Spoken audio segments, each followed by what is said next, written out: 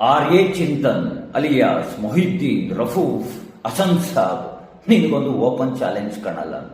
ನೀನು fake ಡಾಕ್ಯುಮೆಂಟ್ಸ್ಗಳನ್ನು create ಮಾಡಿ fake ಹೆಸರನ್ನ ಹೇಳಿಕೊಂಡು ಸುವರ್ಣ ನ್ಯೂಸ್ ಚಾನೆಲ್ನಲ್ಲಿ ಕೆಲಸಕ್ಕೆ ಸೇರ್ಕೊಂಡಿರಲಿಲ್ಲ ಅಂತ ಹೇಳು. ಈ ವಿಚಾರ ಸುವರ್ಣ ನ್ಯೂಸ್ ಚಾನೆಲ್ನ ಮ್ಯಾನೇಜ್ಮೆಂಟ್ಗೆ ಗೊತ್ತಾಗಿ ನಿನಗೆ ಹಳೆ ಮೆಟ್ಟು ತೆಗೆದುಕೊಂಡು ಹೊಡೆದು ಅಲ್ಲಿಂದ ಹೊರ ಹಾಕಲಿಲ್ಲ ಅಂತ ಹೇಳು. ಇದನ್ನು ಸುಳ್ಳು ಅಂತ ಹೇಳ್ಬಿಡು ನೋಡೋಣ. ಯಾಕ್ರೋ ಇಂತಹ ಬಾಳನ್ನ ಬದುಕ್ತೀರಾ ನೀವುಗಳೆಲ್ಲ? ಯಾಕೆ ನಿಮ್ಮ ಅಪ್ಪ ಅಮ್ಮ ಇಟ್ಟಿರುವಂತಹ ಹೆಸರನ್ನ ಹೇಳ್ಕೊಳ್ಳೋದಕ್ಕೆ ನಾಚಿಕೆ ಆಗುತ್ತಾ ಅಥವಾ ಅಸಹ್ಯ ಆಗುತ್ತಾ ನಿಮಗೆಲ್ಲ? ಅಥವಾ ನಿನ್ನ ಒರಿಜಿನಲ್ ಹೆಸರಿನಿಂದ ನಿನ್ನ ವಿಚಾರಗಳನ್ನು ಜನರಿಗೆ ತಿಳಿಸಿ ಅವರನ್ನು ಮೂರ್ಖರನ್ನಾಗಿ ಮಾಡೋದಕ್ಕೆ ಸಾಧ್ಯವಾಗೋದಿಲ್ಲ ಅಂತನ? ನಿನ್ನ ಒರಿಜಿನಲ್ ಹೆಸರಿನಲ್ಲೇ ನಿನ್ನ ವಿಚಾರಗಳನ್ನು ತಿಳಿಸು. ಯಾಕಾಗೋದಿಲ್ಲ ಅಂದ್ರೆ ನಿನ್ನ ಅಂಗಡಿ ನಡೆಯೋದಿಲ್ವಲ್ಲ, ಅದಕ್ಕೆ ನಿನಗಾಗೋದಿಲ್ಲ. ಮತ್ತೊಂದು ಹೆಣ್ಣು ಮಗುವಿನ ವಿಚಾರವಾಗಿ ಮಾತನಾಡುವಾಗ, ಮತ್ತೊಬ್ಬರ ಬಗ್ಗೆ ಮಾತನಾಡುವಾಗ ನಿನ್ನ ಯೋಗ್ಯತೆ ಏನು ಅಂತ ಫಸ್ಟ್ ತಿಳ್ಕೊ.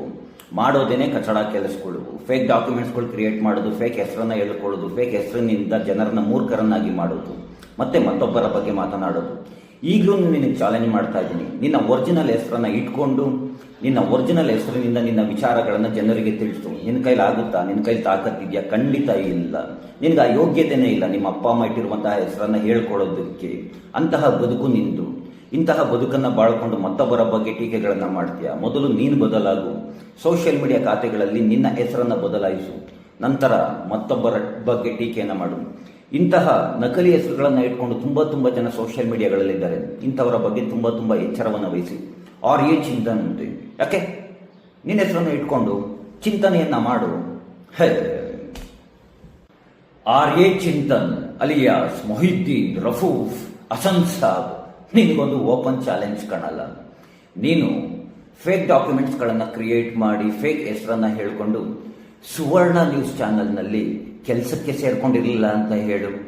ಈ ವಿಚಾರ ಸುವರ್ಣ ನ್ಯೂಸ್ ಚಾನೆಲ್ನ ಮ್ಯಾನೇಜ್ಮೆಂಟ್ಗೆ ಗೊತ್ತಾಗಿ ನಿನಗೆ ಹಳೆ ಮೆಟ್ಟು ತೆಗೆದುಕೊಂಡು ಹೊಡೆದು ಅಲ್ಲಿಂದ ಹೊರ ಹಾಕಲಿಲ್ಲ ಅಂತ ಹೇಳು. ಇದನ್ನು ಸುಳ್ಳು ಅಂತ ಹೇಳ್ಬಿಡು ನೋಡೋಣ. ಯಾಕ್ರೋ ಇಂತಹ ಬಾಳನ್ನ ಬದುಕ್ತೀರಾ ನೀವುಗಳೆಲ್ಲ? ಯಾಕೆ ನಿಮ್ಮ ಅಪ್ಪ ಅಮ್ಮ ಇಟ್ಟಿರುವಂತಹ ಹೆಸರನ್ನ ಹೇಳ್ಕೊಳ್ಳೋದಕ್ಕೆ ನಾಚಿಕೆ ಆಗುತ್ತಾ ಅಥವಾ ಅಸಹ್ಯ ಆಗುತ್ತಾ ನಿಮಗೆಲ್ಲ?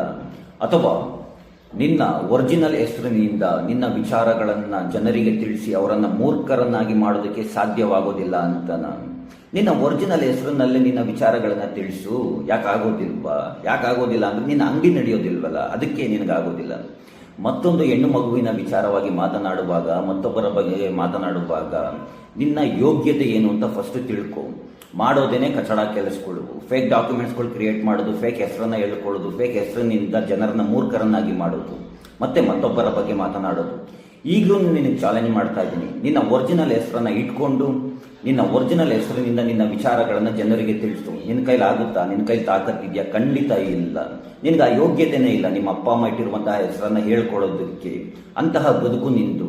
ಇಂತಹ ಬದುಕನ್ನು ಬಾಳ್ಕೊಂಡು ಮತ್ತೊಬ್ಬರ ಬಗ್ಗೆ ಟೀಕೆಗಳನ್ನು ಮಾಡ್ತೀಯಾ? ಮೊದಲು ನೀನು ಬದಲಾಗು. ಸೋಷಿಯಲ್ ಮೀಡಿಯಾ ಖಾತೆಗಳಲ್ಲಿ ನಿನ್ನ ಹೆಸರನ್ನು ಬದಲಾಯಿಸು, ನಂತರ ಮತ್ತೊಬ್ಬರ ಬಗ್ಗೆ ಟೀಕೆಯನ್ನು ಮಾಡು. ಇಂತಹ ನಕಲಿ ಹೆಸರುಗಳನ್ನು ಇಟ್ಕೊಂಡು ತುಂಬ ಜನ ಸೋಷಿಯಲ್ ಮೀಡಿಯಾಗಳಲ್ಲಿದ್ದಾರೆ. ಇಂಥವರ ಬಗ್ಗೆ ತುಂಬ ಎಚ್ಚರವನ್ನು ವಹಿಸಿ. ಆರ್ಯೆ ಚಿಂತನ್ ಅಂತ ಯಾಕೆ ನಿನ್ನ ಹೆಸರನ್ನು ಇಟ್ಕೊಂಡು ಚಿಂತನೆಯನ್ನ ಮಾಡು.